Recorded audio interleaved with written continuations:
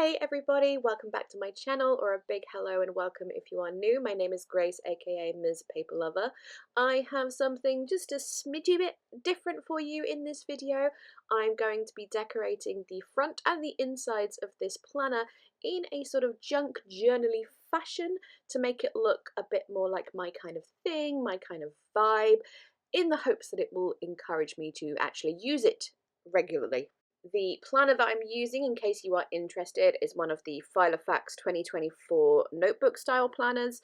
So unlike a traditional Filofax binder, it's got more of like the coil binding, but you can add in and remove things as you want as well. It's just not quite as easy as it is with another binder, but I really liked the inserts. And I know you might be thinking, why have you bought this planner with a pretty cover and stuff just to completely cover it up? And which is a valid thought, I will give you that.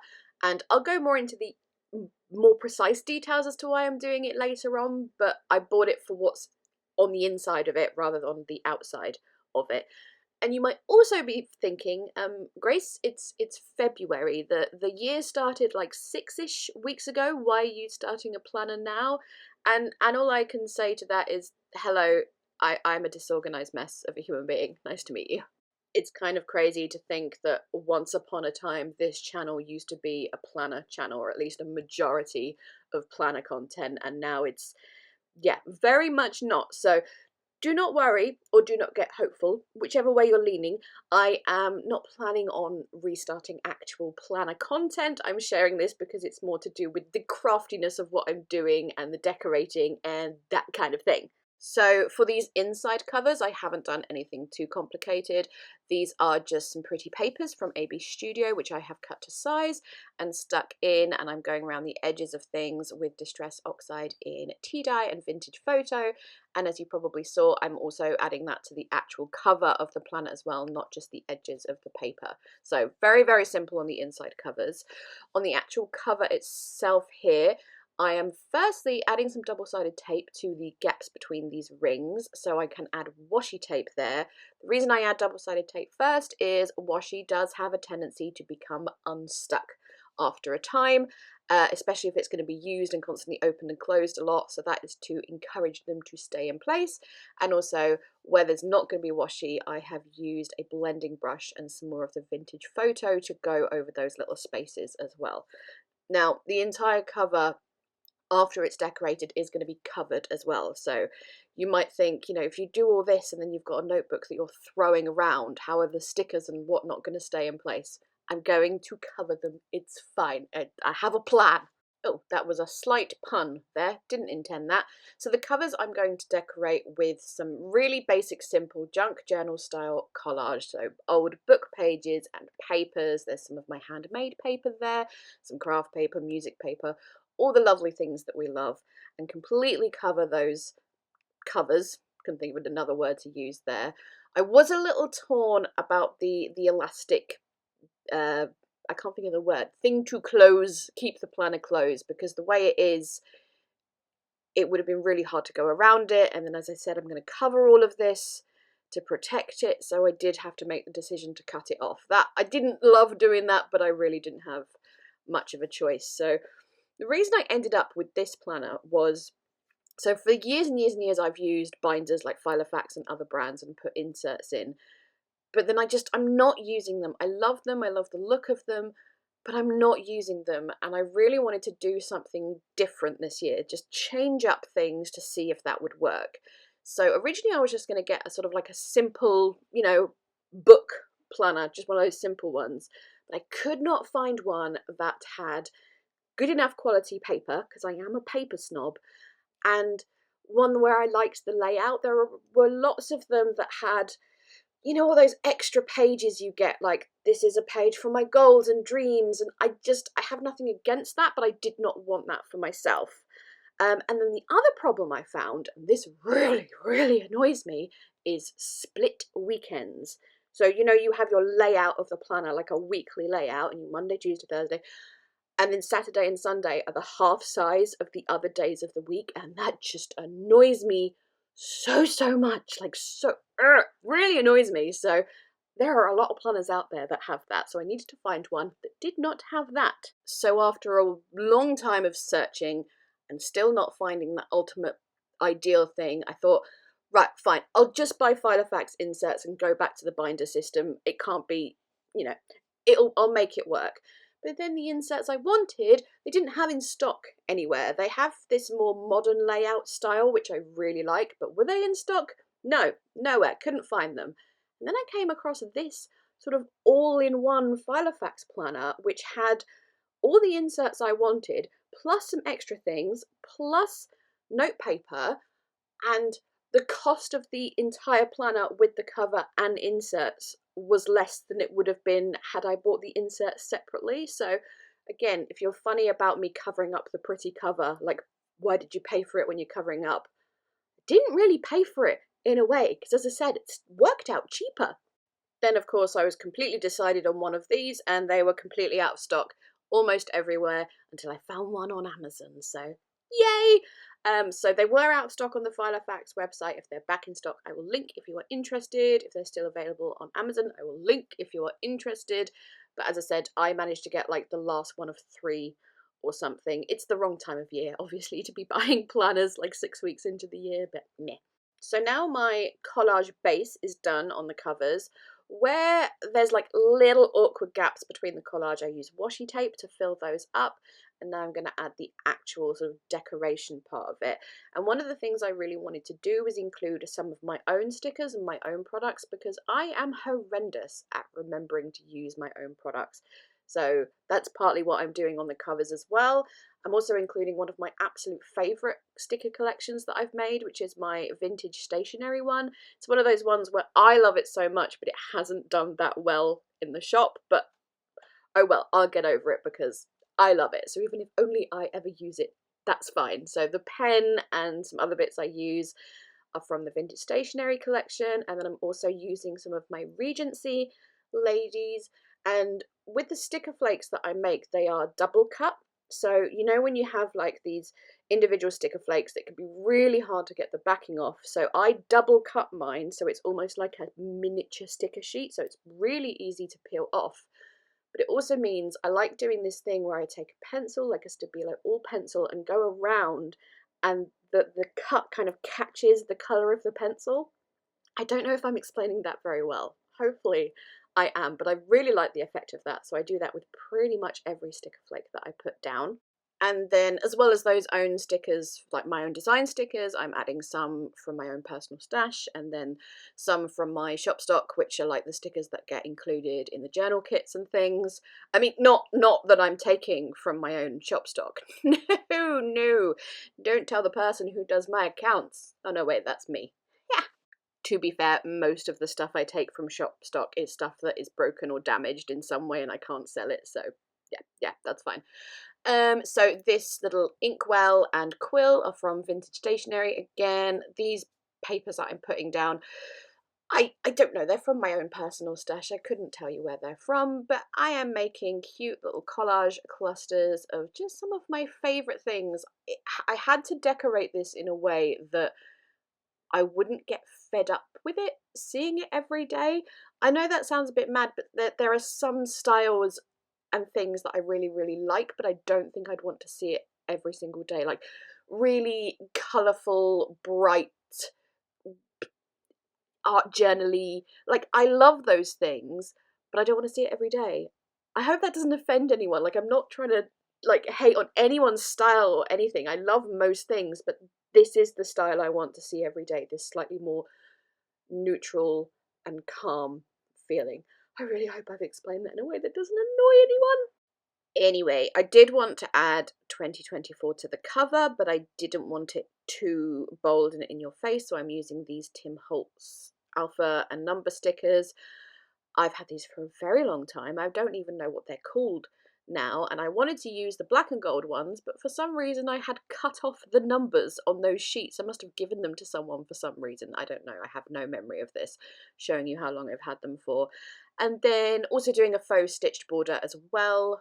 with sort of a brown felt tip pen, so it's nice and bold, and then using my Stabilo All pencil to go around the numbers and also go around some of the stickers and other collage elements. It's a thing I do on most journal pages, helps things stand out a little bit and gives the whole page a lot more depth. And I'm finishing off my covers here with a few cute little strips of washi. I think this is Tim Holtz washi as well. So when I was finally happy with the way everything looked, it was time to cover it. Because as I said, if I just left it as it is, things would just start to peel off and come up. You know, those delicate old papers, not a good idea. So I'm going to use what we call in the UK sticky back plastic, or what many other people call it, contact paper. This is one of the few times where I will admit the American word for something is better than the British one. And then I made a mistake and tried to cover the whole thing at once, which I did not want to do because I didn't want to cover the rings because that just wouldn't work very well. So I accidentally put the whole thing down. We only lost one sticker to that mistake though, so it's not too bad. So I am covering one side at a time, as I said, so as not to have the plastic over the rings, because yeah, that just, it would not work. So just the simple way of folding it over the sides, cutting around the corners, and then I'm using a bone folder to sort of push out all the air bubbles as well.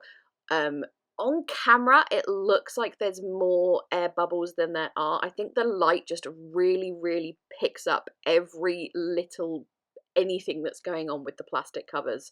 But they look a lot less bubbly in real life, if you will. Like those lines you can see there, you can't see them in person, I promise you. It's just the light picking them up. What I did do though, which I didn't do on camera because I thought of it like late at night and forgot to film it like a day or two later after finishing this project, was I added a strip of like normal size tape, like normal sellotape, between the rings where the washi is, so there is some plastic covering there. It's very subtle. It doesn't look like haphazardly bits of sellotape put on, but I suppose it'd be up to you whether you wanted to do something like that or not, if you were doing anything similar to this about what you wanted to do about the spine. Because if it was a book that didn't have coils or rings, obviously you would just cover the whole thing. But anyway, I'm rambling about this subject now, but I am nearly finished with my covering, and I realise it's probably not to everyone's taste to have that shiny cover. I don't know if you can get like a matte finish contact paper these days, but I am totally fine with it. It gives me slight nostalgic school book feelings, you know, when you would cover your school books like this, so I'm kind of enjoying it as well, and my collage is protected as well. So that's the cover part done. And now I'm going to work on some stuff on the inside. So the first thing is this quite sturdy front page that has the pocket. And although I do like that pattern, don't get me wrong, I do think it's pretty, it did not match the rest of what I had going on. So I am going to completely cover it. Thankfully, the whole thing just folds out like this, which made it super easy. That was me getting frustrated there, that when I put that paper down, I put it down wonky and there was like a gap at the side there. So that's why I'm adding this washi tape to hide my cutting mistakes. While I remember, completely unrelated, if any of the editing in this video seems a little bit janky, I am having some technical difficulties over here. I updated my Mac to the latest OS, and since then my iMovie has been so slow. I mean, so slow. It's just I can't say the words that I want to say about this because I don't deal with things not working properly very well. But yes, it's making my editing just a little bit more difficult. So if there's any Mac geniuses out there who would like to help me, please help me. Anywho, I've gone back to those AB Studio papers to cover up this little pocket page, and I will do quite simple deco on these because obviously they're pockets, and I will use them to put stuff in, and then that stuff will cover up the decoration. So I'm not going to do anything too complex. I did very little actually on the back page. I might go back and add more. I'll see how I feel. I did decide that it would look nice with rounded corners though. So while I do this decorating, I would like to ask for your opinions on some things. So YouTube and social media in general is a struggle at the moment, I will be honest. My views and engagement are less than half of what they once were, even lower than that. And it's a struggle. It's really, really hard to keep putting out content when you're not getting the feedback or the views or anything like that. And because this is connected to my business, it's important to me. I know people will be like, oh, you're so shallow caring about views, and there's a little bit more to it than that. So I would really, really appreciate your opinions on, like, what kind of content do you want to see? What kind of videos do you want to see? Do you prefer voiceovers, or do you prefer the videos that are done more in real time? Um, when it is a voiceover, do you prefer people doing, like, explaining every single thing they're doing in precise detail, or do you like them just chatting crap the whole time about stuff, or somewhere between the two, which is kind of what I try to do these days. I feel like this video has more chatting the nonsense than usual, but that's because I want to ask you stuff. I realize, of course, that there will be different opinions out there. Like, we're all different and we have different tastes and things, but I'd love to get, I don't know, a general idea of what I can do, because if I am being completely honest with you, completely honest and blunt, I don't know how much longer I can keep this up at the rate it is going. So sorry to be all negative Nelly on you, but that do be the truth. Okay, now that I've brought myself down, I'm going to attempt to bring myself back up again. Kittens, puppies, hydrangea flowers, spring, chocolate ice cream. Okay, I feel mildly better now. Let's talk about what I'm doing on screen. That's an idea. Now my mind's just gone blank. Before you ask me where the large washi tape was from, I don't remember. Very sorry about that. I've had it for a long time. The flashcard is one of the Tim Holtz ones. I'm sure you recognise them. And I'm using a lot of my rub-on or transfer stickers because they're one of my favourite supplies for journaling and such. And as I said, on this reverse piece, I'm not going to do as much decorating because I'm going to put more stuff in the pocket here, but just little bits and pieces all over, just little strips of washi and such, and then punching the holes back in again. Where it was just covered with washi, it was easy to see where the holes were, but then I had to bring out that little page marker to use as a guide. And then once you have punched the holes, you also need to use scissors to make a little slit in each hole so the whole thing can be slotted back into place through the rings. I thought I was going to use one of these Leuchtturm pen loops, which I have left over from my hardcore planner days, but they do not fit the pen that I wanted to use with this planner, which is a TWSBI fountain pen, which was a gift from my wonderful friend Siobhan. But yes, doesn't fit. So decided against that, and then I needed to do something about the closure of the planner because, as you saw, I cut it off before. And I found these planner bands, straps from Kiki K, which I have had for more years than I would like to admit, and they do fit the TWSBI fountain pen. So perfect, using one of those to keep it shut. Although being that it's just going to live mostly on my desk, I don't need that as such, but I wanted to have it as an option. And then I needed, after that, some more page markers, because one page marker is not enough for me. So I grabbed this acetate, again, had for years, no idea where it's from. I'm using up quite a lot of stuff in this little project. But it was one of the few patterned acetates I had that was actually fairly sturdy and substantial. A lot of the others were very flimsy, so that's why I actually chose that one, nothing to do with the pattern. Again, I used the existing page marker to punch the holes. It was a little difficult because the holes that you get from the crocodile are a little bit too small to use for this planner. So I used those as I punched them first as a guide and then used the larger single hole punch, but that wasn't over keen on going through the plastic. So it was a little bit of an effort to do that. And then I'm going to use this Happy Planner sticker book, which was another gift from my friend Maddie. Hello, Maddie. Thank you for my sticker book. It has really beautiful clear type stickers. It's called Beautiful Blooms, that book. If I can find it, I'll link it if you're interested. But I didn't want to overdo it on these page markers. I just wanted simple, pretty florals. So that's all I did really with that. The different page markers, I need 3 because I need one to take me to like the month at a glance as an overview. I need one to take me straight to my week, and then I need one to take me to the notes. section at the back, because I am one of those people who has notes everywhere, like little sticky notes, scraps of paper, backs of envelopes. If I do not write it down, I'm not going to remember it. There is no hope. If you ask me to do something and I do not write it down, it's not happening. So hopefully I can at least shove all those thoughts at the back of that planner, or at least the majority of them. Oh, I would just like to take a moment to appreciate the quality of the paper in this notebook or planner.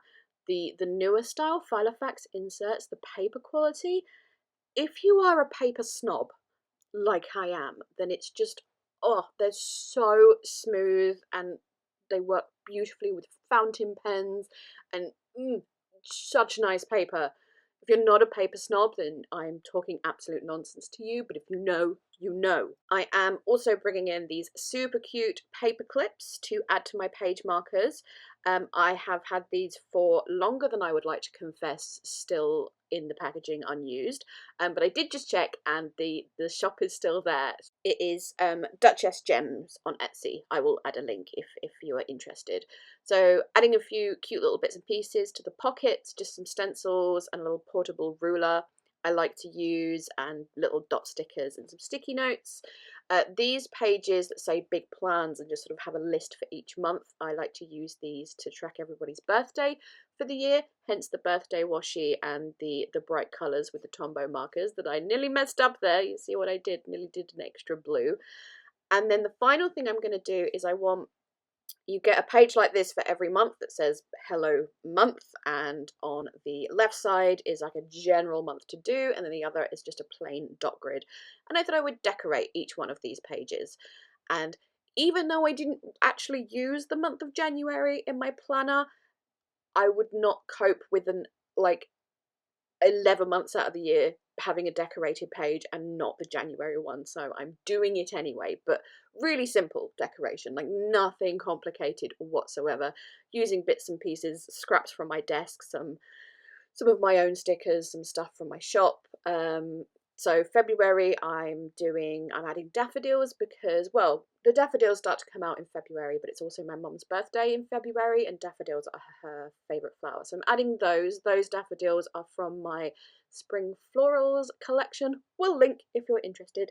And that is pretty much the last thing I do for this little project. So thank you so very much for watching. I hope you enjoyed this slightly different video. I mean, let's be honest, it is basically a journal with me, except I'm just doing it on a different medium. I am going to do little videos decorating the monthly pages every month, but they will be little short ones on Instagram Reels and TikTok, so go and follow me there if you are not already. They probably won't be on YouTube Shorts because YouTube only gives you 1 minute and I struggle as it is with the 90 seconds you get on Instagram. Let me know in the comments about that stuff that I said earlier. I hope I wasn't being too negative, but I would really like to know your thoughts. And if you don't want to like publish them, you can always email me or private message me or something like that. Again, I genuinely would like to know. But yeah, that is going to be it. Also let me know what you're doing for your planner this year. I like to hear about other people because sometimes it inspires me and helps me as well. But okay, shutting up and going now. Thank you so much again. Please leave a thumbs up on this video, subscribe if you haven't already, and okay, yep, off I pop. Bye bye!